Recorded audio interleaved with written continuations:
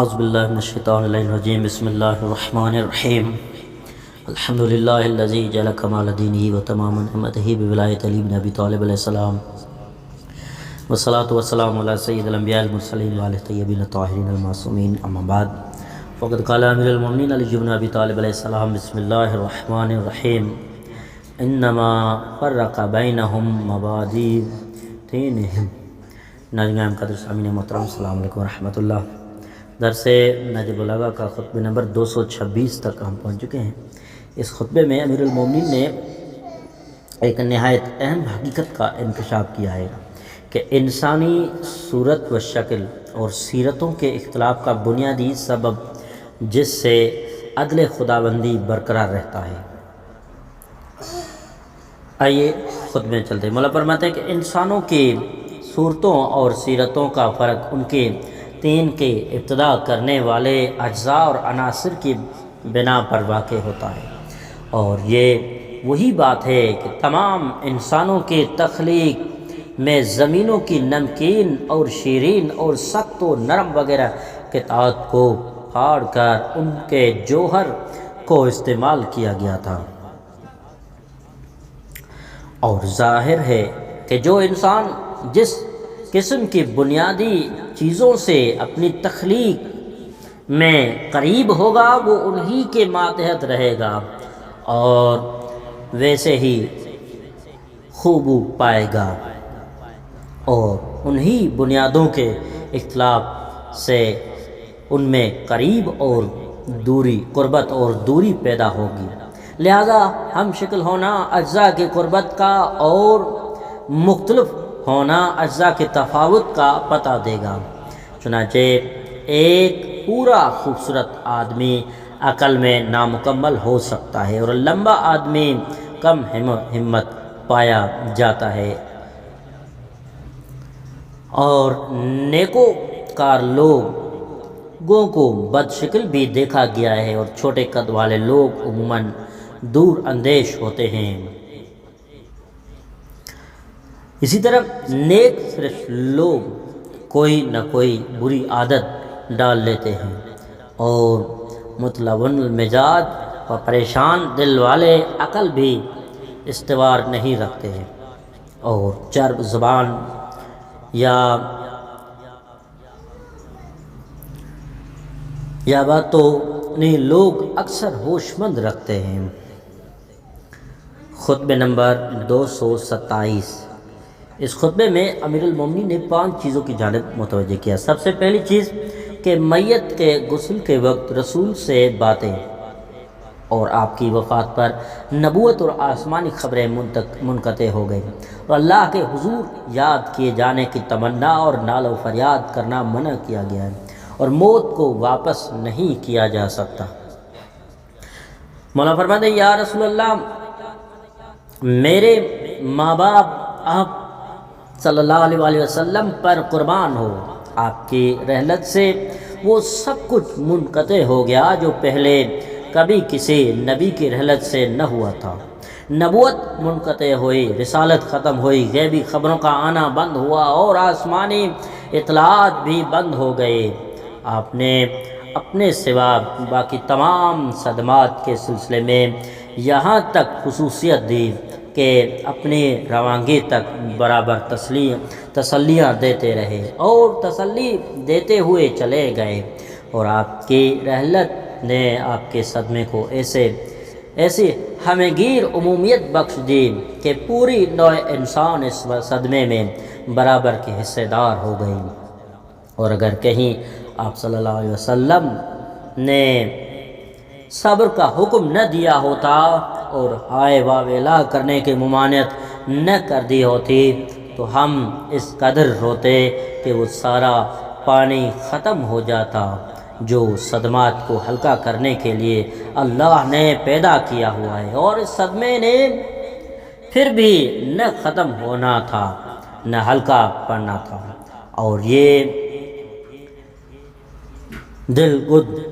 از صدمہ بہرحال تا حیات ہمارا حلیف و ساتھی رہے گا، اور پھر بھی آپ کی جدائی میں قلیل ہی ہوگا، لیکن موت ایسی حقیقت ہے جس کو واپس کرنا اختیار میں نہیں ہے، اس کو دفع کر دینا استطاعت اور قوت سے باہر ہے۔ میرے ماں باپ قربان جائیں، آپ صلی اللہ علیہ وسلم اللہ کے حضور میں ہمارا بھی ذکر کرنا اور ہمیں بھی اپنے بال بچوں میں شمار کرتے رہیں۔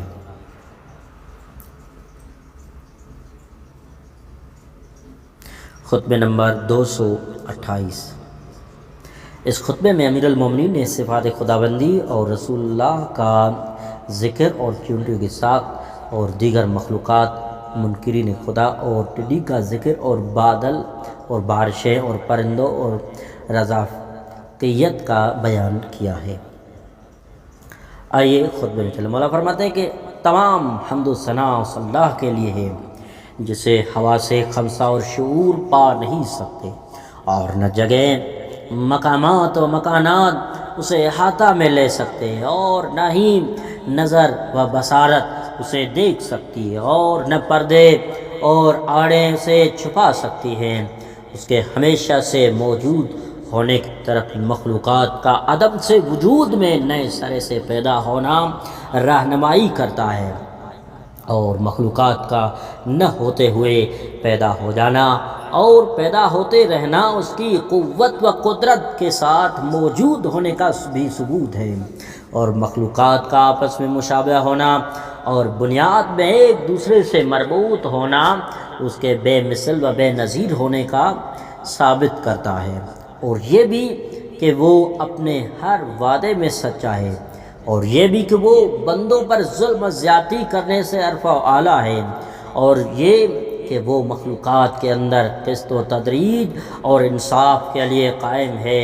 اور اپنے ہر حکم سے ان میں عدل برقرار رکھتا ہے۔ چیزوں کے وجود میں آتے رہنے کی بنا پر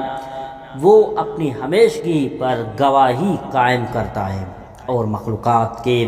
ہر معاملے میں عاجزی اور ناتوانی سے اپنی اختیارات اور قدرت کا ثبوت فراہم کر دیتا ہے، اور کوششوں کے باوجود مخلوقات کے فنا کے طرف بڑھتے جانے سے